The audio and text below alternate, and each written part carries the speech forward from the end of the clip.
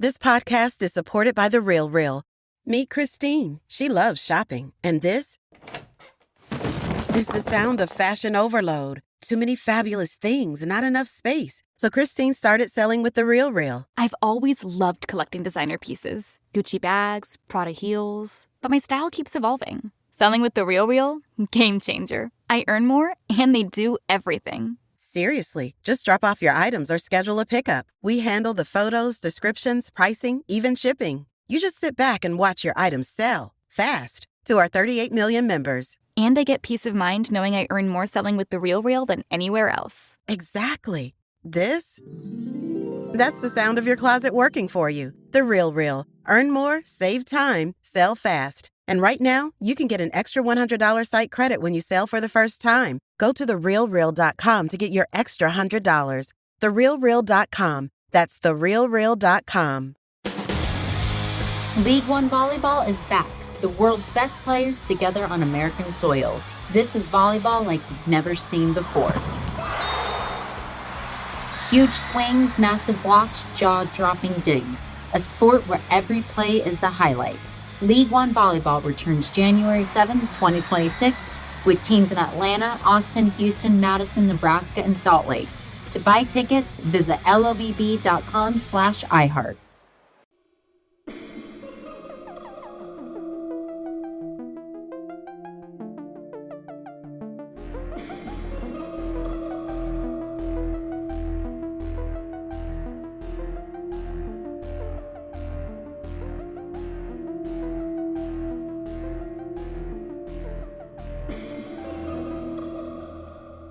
Welcome to Laughing in the Dark, an Are You Afraid of the Dark rewatch podcast. For 90s kids, Are You Afraid of the Dark was appointment television every Saturday night, a spine-tingling horror anthology delivered gently, befitting its Canadian roots. I'm Dave, and I'll be your host for this evening. Also joining me tonight are my fellow members of the 930 Society, Aileen. Hello. Bryan. Hello. And Mikie. That is weird coming out of your mouth. That's the first time I've ever said this is going to take, I'm going to have to really get used to this. I've never once called you Mikie, and it sounds strange coming out of my mouth. Yep. People would be like, Michael, who's that? Like, yeah. So I'm pretty sure I'm the only one who calls you that. Your mother does sometimes. Anyway, so how's everybody doing? Welcome to the first episode. Oh my goodness. I'm excited. It's crazy. Yeah. I'm so excited to talk about outfits for the rest of my life. Oh my God. Oh man, this show gives you no shortage of fashion. So many outfits, and then also so many random crazy insults. I am starting a little list of 90s appropriate insults that these children hurl at each other at every scene. Oh yeah. Hey, you don't want to be you don't want to be a Zeeb, do you? Never. The regional Canadian slang is blowing my mind, and we are only one episode in. I'm excited. So just for a little bit of setup here, I was and still am a very big fan of this show. I watched it as a child, and I continue to watch it and make other people watch it with me to this day.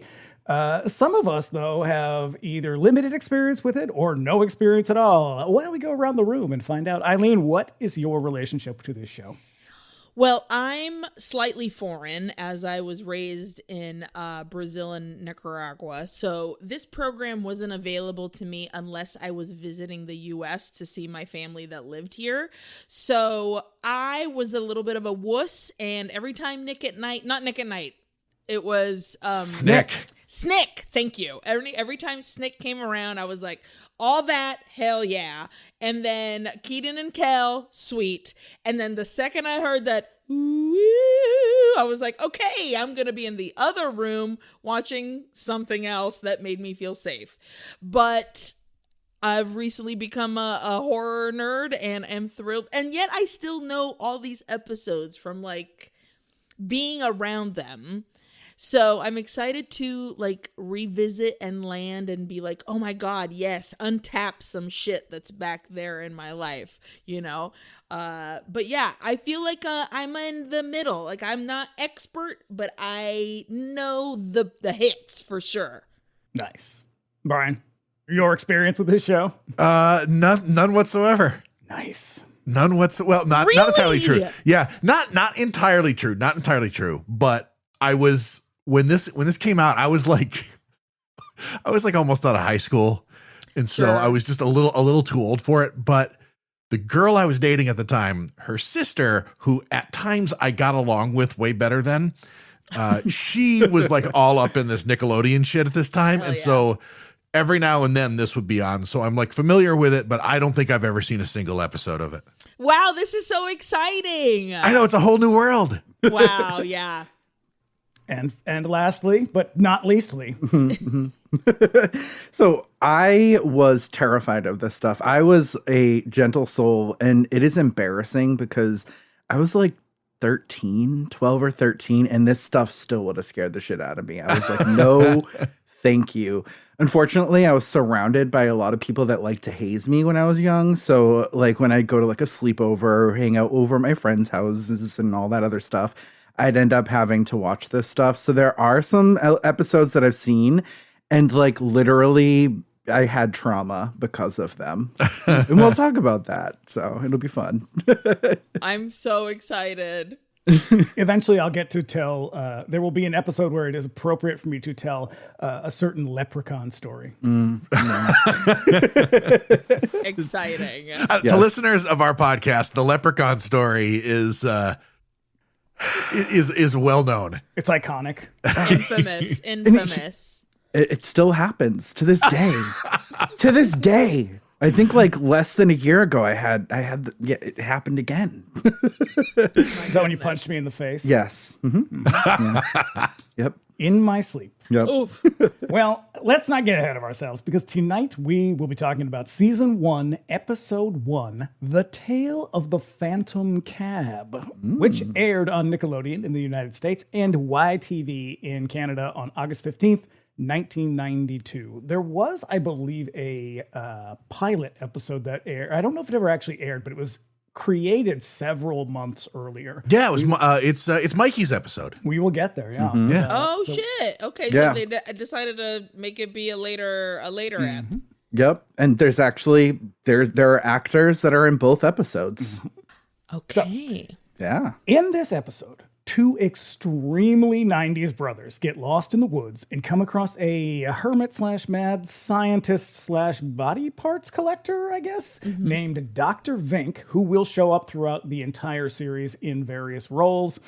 And they also come across a weird cab driver who, to me, is reminiscent of Mike O'Malley from his Guts era. And I don't really know why. I loved Guts. Was it like was the best? Was it like the replacement for Double Dare? Kind of, yeah. It was like a physical challenge show. God, Nickelodeon was all about getting the kids up and moving, huh? Put them in a pile of goo and like have them climb weird foam mountains, and then like have them reach for flags and swing on weird things, and then and then land in another pile of goo. It was the best. Yeah. So in this one, they get stuck in this cabin. They have to solve a riddle in order to get home. And if they get it wrong, Dr. Vink gets to keep a part of their body or something like that. It's a real riddle of the Sphinx if all the riddles the Sphinx asked came from a riddle book that your mom bought at the checkout of the grocery store. Yeah. So off the top of my head, nothing real special about this episode, but I do, for some reason, always in my mind remember the cab driver being played by David Johansen from the New York Dolls. And I think that's because he plays a cab driver in, is it Scrooge? It's in Scrooged. Yeah. Okay. So I don't know why I always get them mixed up. He also, I think, it plays a very similar character in the Tales from the Dark Side movie. Yeah, but he looks nothing like this character. No, not at all. I don't know why, in my mind, that's just who I was picturing. When I watched the episode, I was like, Jeremy Renner, what are you doing here? Because he was coming in from far, and it kind of looked like if Jeremy Renner had like a bender for a week and like was looking, looking a little bloated, and I was like, and then he came closer, but I think Mike O'Malley is definitely the right call for this fucking guy. Remember the time Jeremy Renner punched a horse? What? What is this guy's life? Look it up. Look up Jeremy Renner horse punch. Not now. Horse You don't have to do punch? You don't have to do it now. Horse punch sounds awful to I know. look up in general. I don't know. if Remember that's, his app and he was like, "Zibba, zibba, zibba, wow, wow." He sang like a song like that. It was really embarrassing. What is this guy's life? It He takes is an insane amount of hubris to think that you should have your very own app that people pay for. I know. Holy shit. What was the name of that other podcast that did a whole I thing can't on remember. it? There is a comedy podcast about Jeremy Renner's life. It is very funny. Yes. Shut up. That's Yes. hilarious. Yes, we Very niche. We with regularity quote it, and my favorite quote was, "Is Jeremy Renner a star fucker?" It's great. But to the topic at hand, any other thoughts off the dome, everybody? Just, I can definitely like watching this, having never really experienced it. I sort of knew what I was getting myself into. I can definitely see the appeal to kids at the time. Mm-hmm. The story very much has this improvised quality to it. Oh yeah. Mm-hmm. Like I would go on these camping trips when I was a kid, and it was in Cub Scouts and stuff. And you inevitably tell scary stories around the campfire, and everybody is just making some bullshit up and nobody cares. You are just in the moment. Mm-hmm. And like, there's a lot to be said for that. That's fun. Yeah. I feel like I'm at theater camp when I'm watching it. To be Yes. honest. It's Like, very 'cause theater everybody, like, campy. And like everybody's doing a different accent. Like this one's doing a southern accent, and this one's like, "Oh man," and this other one is But just to be like, fair, that's his actual accent. true. And then this other one is sitting there and trying to sound like he's the Brenda from Finance or something. It's wild. I love that watching this episode, I genuinely was like, oh, I have to put on like my pants and hat that is getting used to bad child acting, because it's going to be rampant in this series.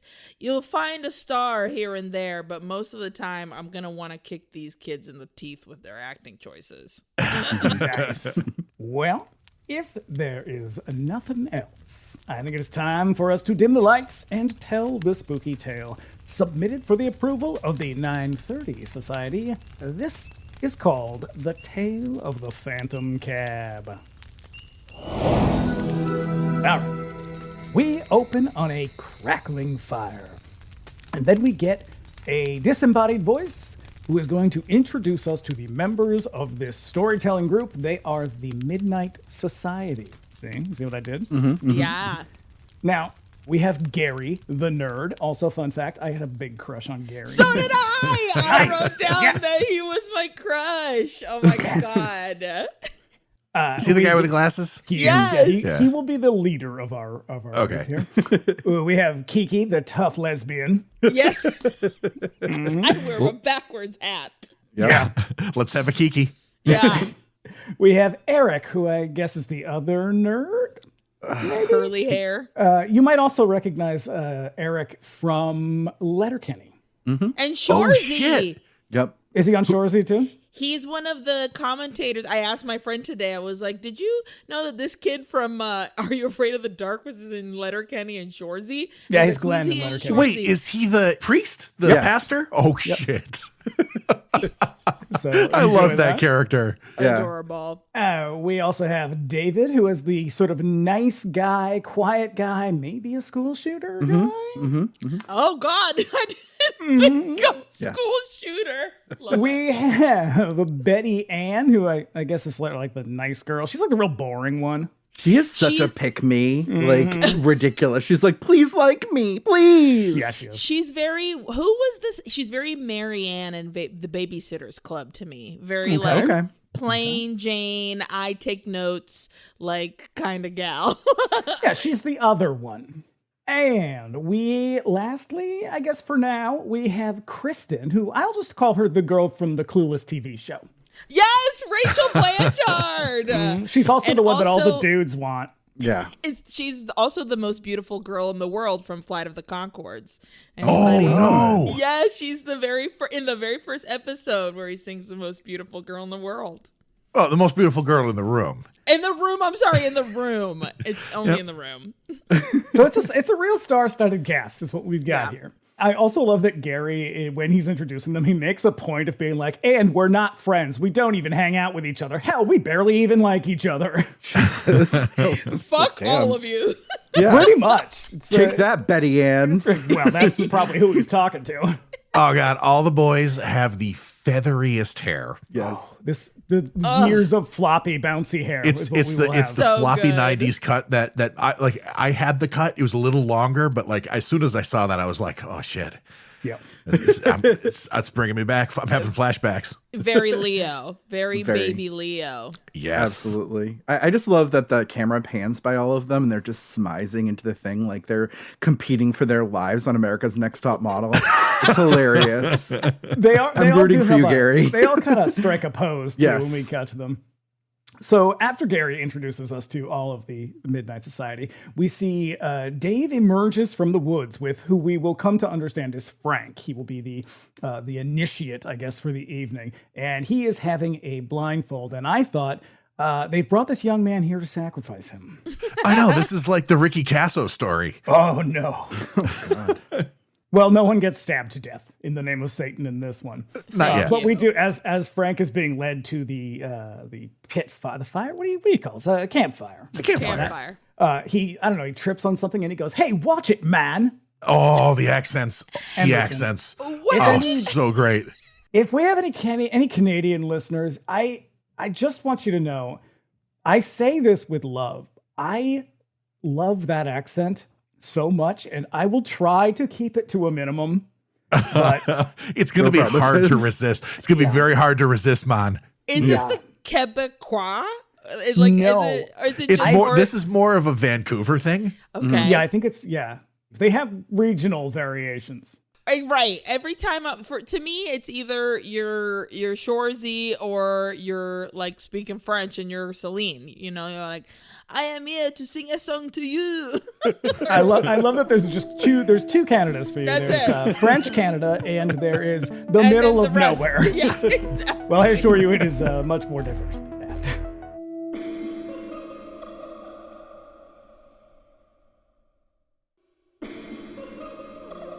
So Frank, he will join the group eventually, and he, I guess, is going to be the non-lesbian tough kid. Sure. Also, is he wearing half a denim jacket? He sure is. Yes. Yeah, this is some got real it. Primark fashion. Yeah. Why is he so aggressive too? He's pissed. Well, his dad drinks. That'll get him. So they all settle down, and he says, all right, well, Dave is like, looks at him and he goes, hey, do you remember how to do it? And I was like, do you remember how to do what? Tell a story? Do you need to remember how to do that? Well, Frank insists that they do. And so they toss a little bit of their magic dust onto the fire, and we cut away into our episode proper. Now we have two boys walking through the woods. They are Denny and Buzz. They are brothers. There's a bit of a stepbrother vibe to them, really. Yeah. Sure. I do have a note that says Denny loves a Jordache jean. Oh my goodness. Acid wash, still the mode. The Absolutely. looks are unbelievable here. Yeah. Like little boy look, and then we have like I'm a teen and I'm discovering fashion look. Yeah. Like He's still a little lost then, I think. He hasn't quite discovered it. He's working on it. Speaking of lost, so they appear to be lost in the woods, and Denny is pissed because he is under the impression that it is his brother's fault that they are lost. Then he calls him Tonto, which to me feels a little racist, probably because it is. This is the first of many episodes which features like really, really aggressive, shitty kids. Yeah. Well, I think there's going to be a real heavy vibe throughout of like bad kids who learn a lesson. So if people aren't familiar with the show, it is the Twilight Zone for children. And the thing about the Twilight Zone was that it always had a moralizing ending.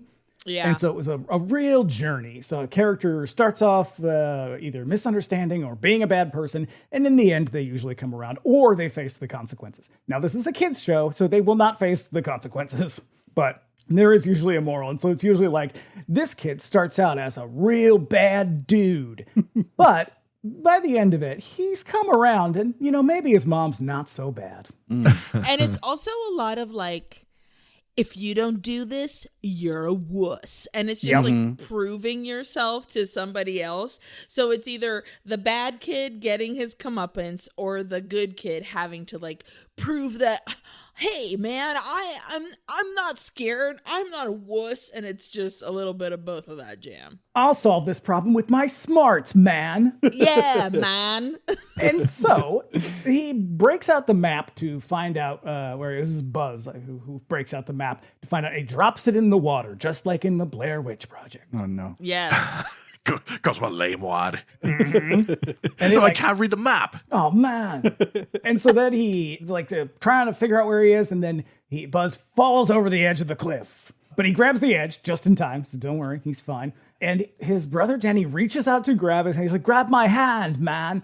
And I swear to God, I'm going to try not to do it. We are not keeping this under control. Yikes. And he's like, but he's so deliberate and like slow in how he's reaching out. He's just like, oh no, I'm definitely going to save you. Ah, son of a bitch. All right, fine.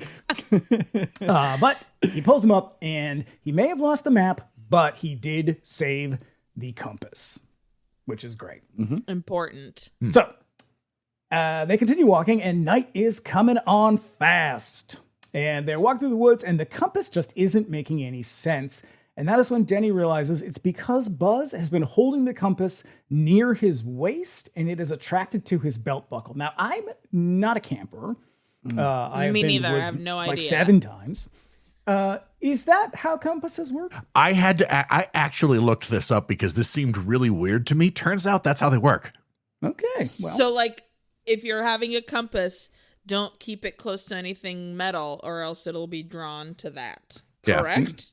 Yep. Yeah. Okay, good to know. Damn. Well, I would be dead already, I guess. Yeah, same. So he yells at him again, and I have to say, neither one of them is a very good actor, but the kid who plays Buzz is really bad. Like, I don't know if his mom is the producer or something, but how he got a role on this show is beyond me. Girl, when he says, no. He goes, no, I know this place. We've got to be close to town. No, I know this place. We've got to be close to town. He's Siri. Like, he is AI.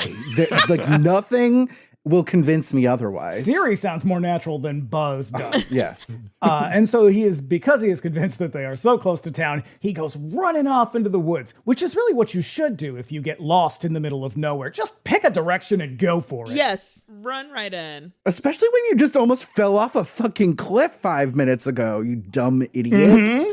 Also, I am dying to know how far from civilization these kids are. And also, what are they doing out here again? This all seems very perilous. They never actually say what they're doing out there. It's just like, hey, here's these 2 boys who don't like each other, and they are apparently just out for a walk.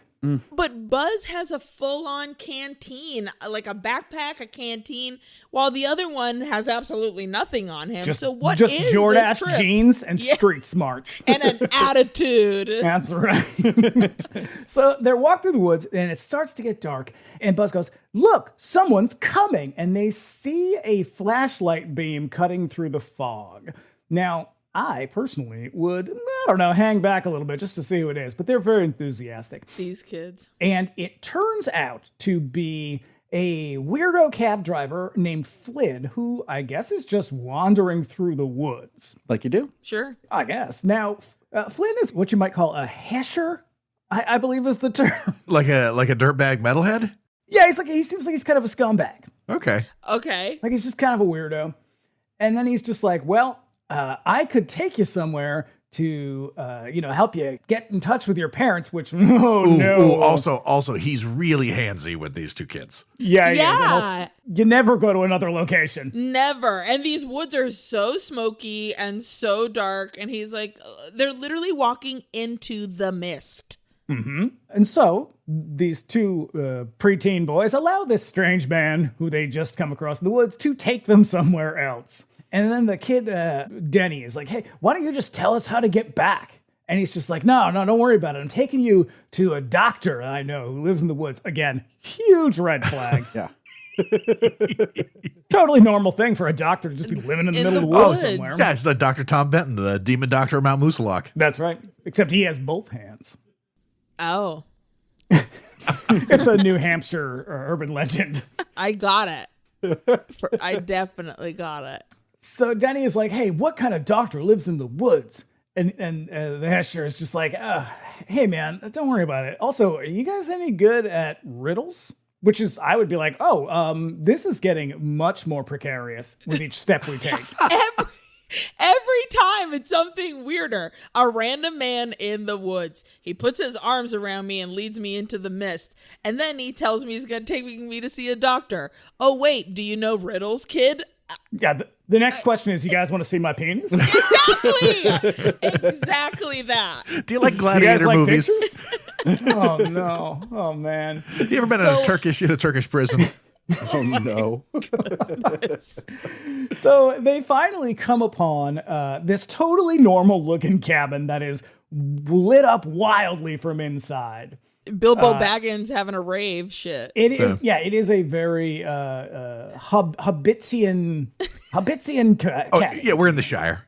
Yeah, for sure. And so all of a sudden, Flynn the Hesher just disappears. Just gone. Bye. And they're standing out in front of the Hobbit cabin, and they hear weird noises coming from the bushes. That can't be him, too. Probably a raccoon. That's no raccoon.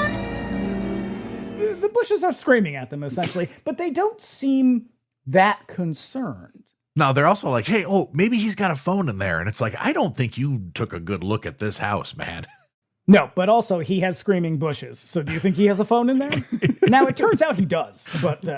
Shockingly. He also, from the lighting source that we see from inside, I'd say, sure, maybe a phone, maybe also, a full Radio Shack in there. Like, what is going on? It's just a full circuit city inside of there. Yeah. So they get to the door, and the door is opened by a very disheveled, sort of homeless-looking man who, again, asks whether they're good at riddles. Yeah. I'd be tapping out. Everybody in this forest is just horny for riddles. Yeah, they don't get a lot of visitors. You know, it's like when you visit an old person. And they're like, but don't you like riddles too? And you're like, I really gotta go. At this point, also, I was like, I thought this was about a cab. And we're like halfway through, and I'm like, hello?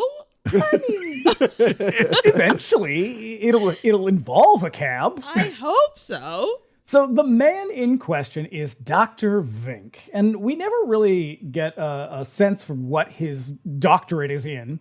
I guess we can assume medical science of some kind. Horrible extensions. Mm-hmm. He ushers them inside, and then he does that thing where he looks around all suspicious, like he's gonna do something real bad to them. Again, I've projected a lot on it. And he introduces himself. He is Dr. Vink, and Buzz says, Dr. Fink? And he says, Vink, it's with a V, and that is gonna be his fucking catchphrase for the whole series. Get used to. Oh no. And Dr.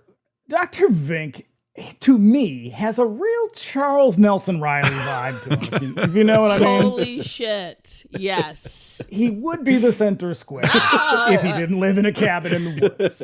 Wow. And he pops something and just is real sassy and crazy. I think he's like Sassy Hagrid, honestly. Oh. Yes, Sassy Hagrid for With sure. a mullet. He has a fashion mullet. I can't, those extensions were insane. Literally, it was and my hair, and then they said, okay, let's just put one a little bit of length. One little thing in the back, and he'll look fabulous, and it's hilarious. And he's feeling it. He is. Oh, he loves it. Finished it off, and they're like, you look like Liv Tyler in The Hobbit. Beautiful. And now he tells them he is out there to study flora and fauna, but he has a shitload of bubbling flasks and beakers all around him, but it does not appear that they're plugged into anything. So, It's just mad science stuff. Yeah. In the woods. So then he is because they're like, hey, can we just use your phone? And Dr. Vink's like, better. I've got a better thing to show you than a phone that will get you out of the woods. And he shows them what he claims are the brains of a wild boar. Now, to me, a wild boar seems like a large animal. I would think that the brain would be bigger. But he's just standing there with a handful of loose brains. They're very soupy. Like a normal very dude. soupy. Yeah. Very gross. Ew. Soupy is a horrible descriptor. I don't know why that did not like hearing soupy. Now, he is very excited about these boar brains, but understandably, the children just want to use the phone.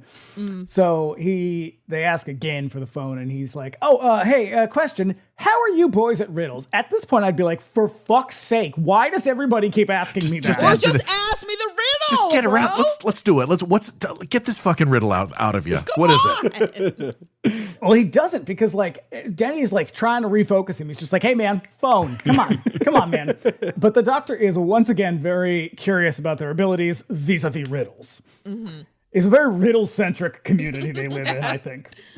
And so he's going to give him a bit of a test riddle. And he says, how far can you walk into the woods? Now, the answer is obvious, but Denny is a bit of a okay, dope, listen. So I saw this note, and I was like, I still do not get the idea. If you walk, because he's like, all right. So Buzz yells, halfway.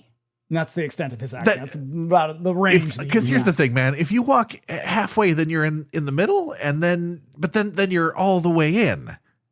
That's what she said. Oh. Okay. This is a children's show. Okay.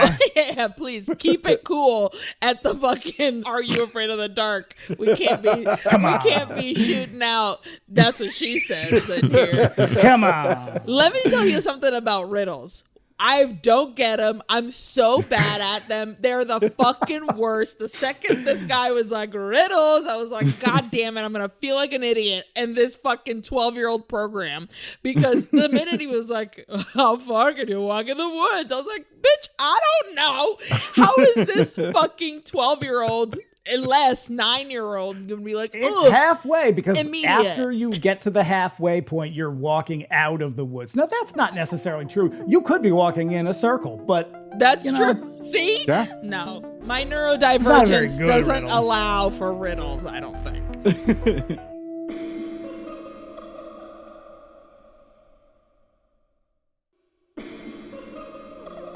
But anyway, he's finally like, all right, well, we answered your fucking riddle. Can we use the phone?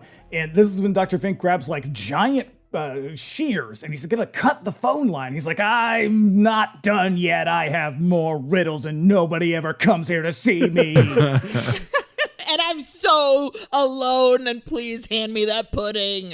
It's so sad. But personally, I would love to hear from the technician who installed the phone lines in this dude's cabin. Yeah. Did he have to answer riddles too? Yeah. Oh my God, he never made it out, as my guess. You need a Ouija board for that, because he's dead. Just this weird riddle pervert just dancing around him as he's like asks him just riddle after riddle. This guy never got this phone installed. So he tells them that they can use the phone, but they have to solve a riddle. Now, I'd argue they already solved a riddle, but whatever. And if they don't solve it, he's going to throw them out on their ass. Now, Buzz is excited because he's so good at riddles. And I was like, easy, dude. You answered one correctly, all right? You're a fucking genius here. So Dr. Vink poses to them his riddle. And the riddle is thus. What is it that has no weight, can be seen by the naked eye, and if you put it in a barrel, it will make the barrel lighter? I hate him. This drove me fucking nuts because I could not pay attention. I could not write my notes. I kept thinking, like, what is the answer to this fucking riddle? Riddles are tricksy. Okay. I hate them. Also, big Jack Black energy. This guy. Totally. Yeah. Very much so. Yeah. If there was a remake, Jack Black would totally be playing this dude. So Denny gets pissed because he's a dummy and doesn't know the answer. And Buzz jumps into action, but he decides he doesn't have a answer to the riddle. And so I wrote, guess you're not very good at riddles after all. You suck, kid. Totally. But to be fair, Dr. Vink only gives them about 20 seconds to answer before he's like, get the fuck out of here. And when they fail to answer the question, Vink loses all of his whimsy. He's just like, get out, I hate you. Why did you even come here? You're too stupid to be in the woods. I know. He sits down in his thing and he's reading and flipping through his book all sassy. He is very sassy, but he's like, just like aggressively flipping through. It's kind of like the end of Willy Wonka, where it's like all of the whimsy drains out of Willy Wonka, and he's like, "You stole from me. Get the fuck out of here. I'm calling the cops." Good day, sir. Exactly. So that is what we get here. And he's reading this magazine or whatever, real passive aggressively, flying through it. Again, pretty red flaggy behavior here, but totally whatever. So he tells him to get the fuck out. He gives him some basic directions. It's unclear where he's giving them directions to, but all right. And he tells them that a cab, there's your cab, will pick them up. Finally, we get around to this cab. We did it! 2 minutes left of this episode. And so Denny asks if they can use the phone. He's like, well, you can use the phone if you leave a specimen. And I wrote, I knew this guy was a pervert from the moment I saw him. Also, Dolly Zoom. Yeah, totally. Oh, yeah. It's just like Jaws. So he starts measuring Buzz's head, and then when they ask what kind of specimen, he shows them a hand floating in a jar. It's like the Halloween party where like these are her brains. Yeah, it's that. yeah. It's a These hand are floating in a those jar, eyes. And Their reactions are crazy. Yes, they literally are just like insane. like that. That is exactly like that.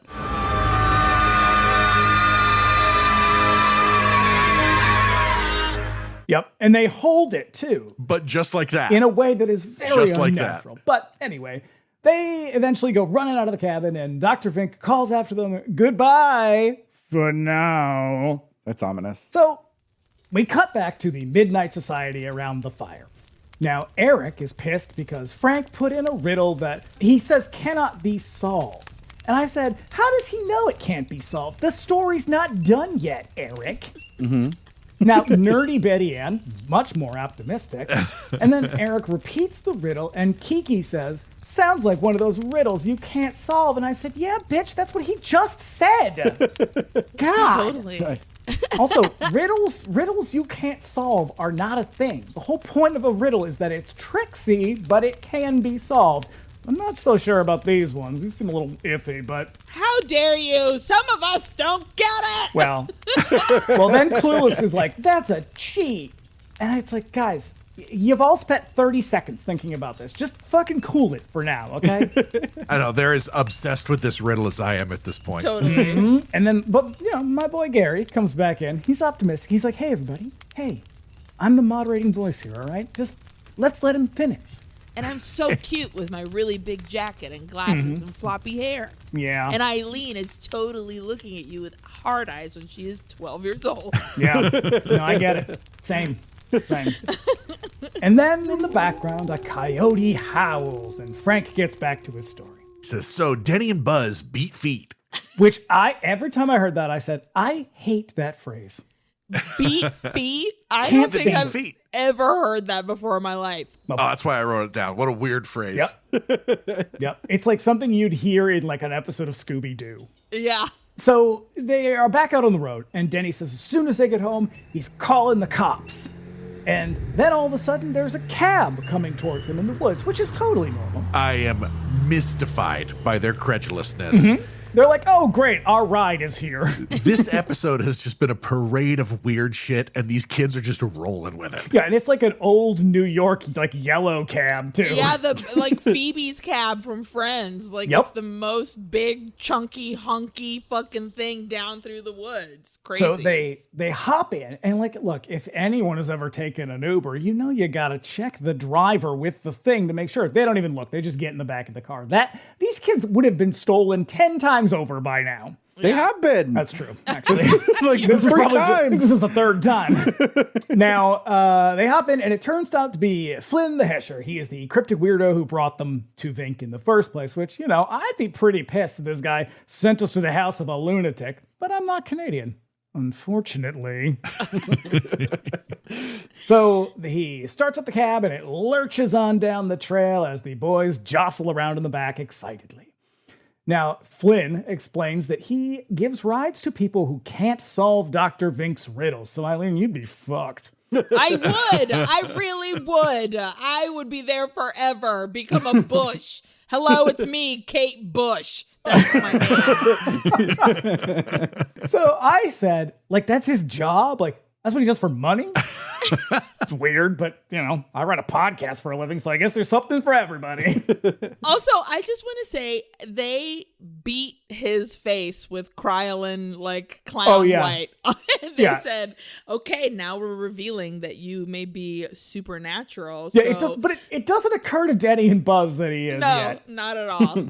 So he explains that 40 years ago, he gave Dr. Vink a ride out to the woods, and he offered me a big tip if I could solve the riddle. But just the tip, am I right? Hey. LOL.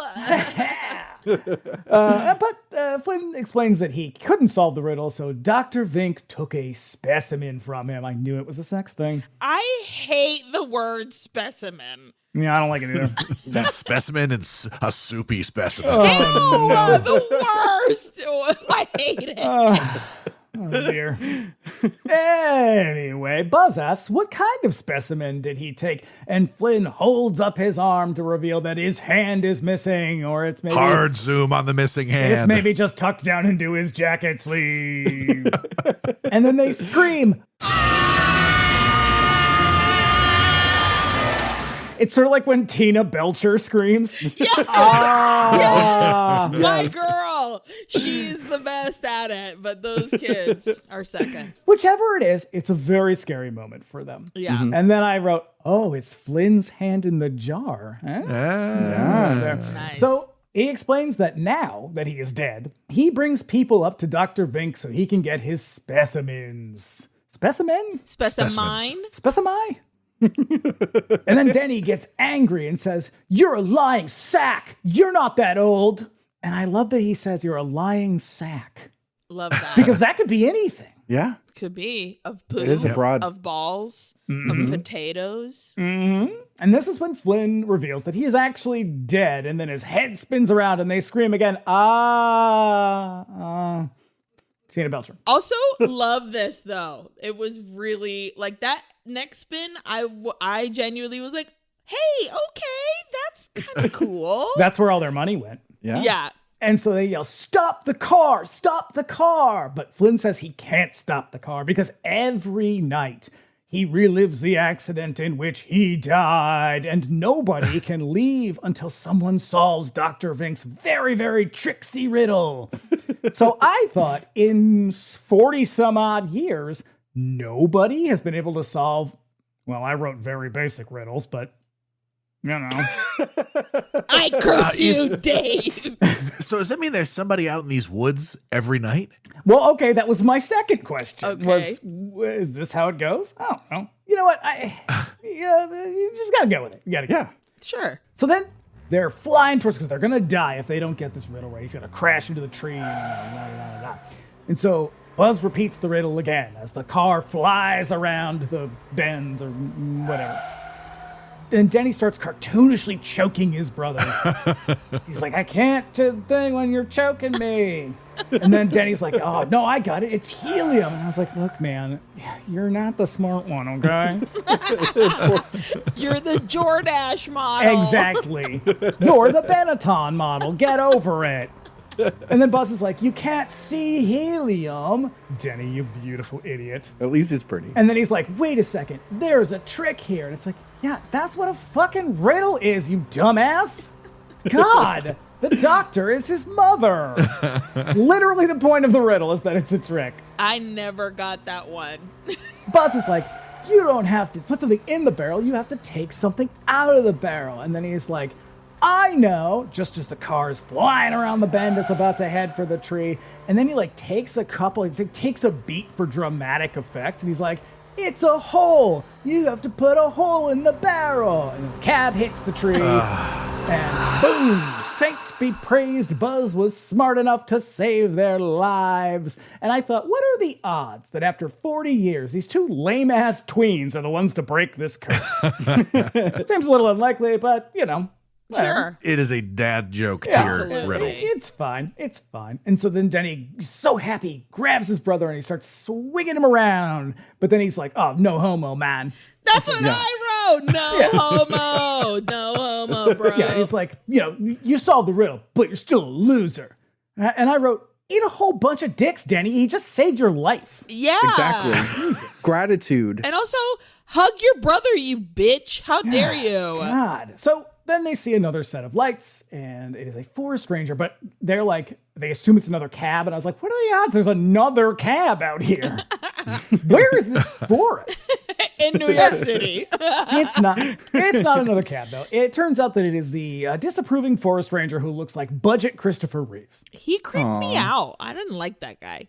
I don't know why. Because he seems like he's angry, but he doesn't look angry. Mm-hmm. But also, we have been like, every new person who gets introduced in this forest is worse than the last. So you just kind of and brace each for it. one seems like they're going to do something real bad to them. Mm-hmm.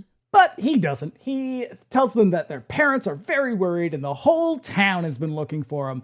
And he tells them to get in the back, and he drives them home. And I thought, wouldn't it be great if Budget Reeves drove them back to Dr. Fink's cabin?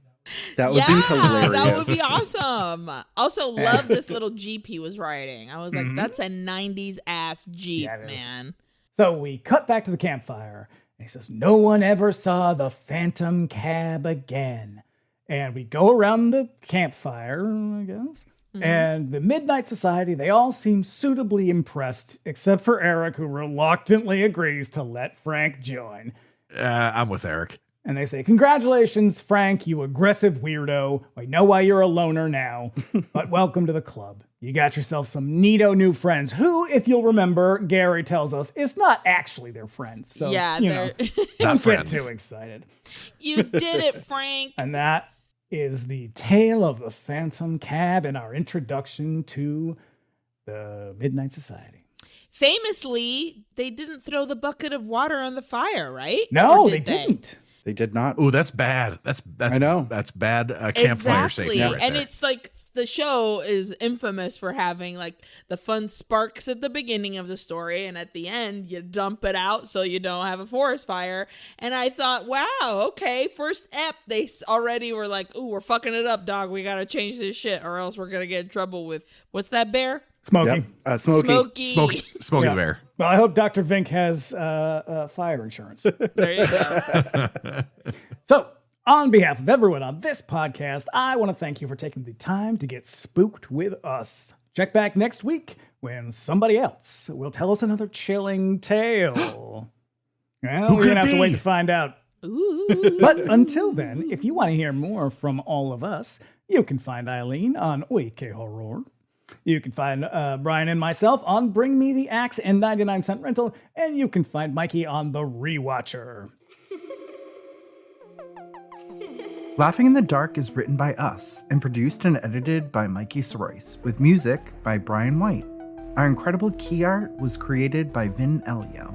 You can keep up with us in between episodes by following us on Instagram at laughinginthedarkpod. Or you can email us at laughingpodcast@gmail.com. And if you're listening on YouTube, be sure to like and subscribe. We sure would appreciate it.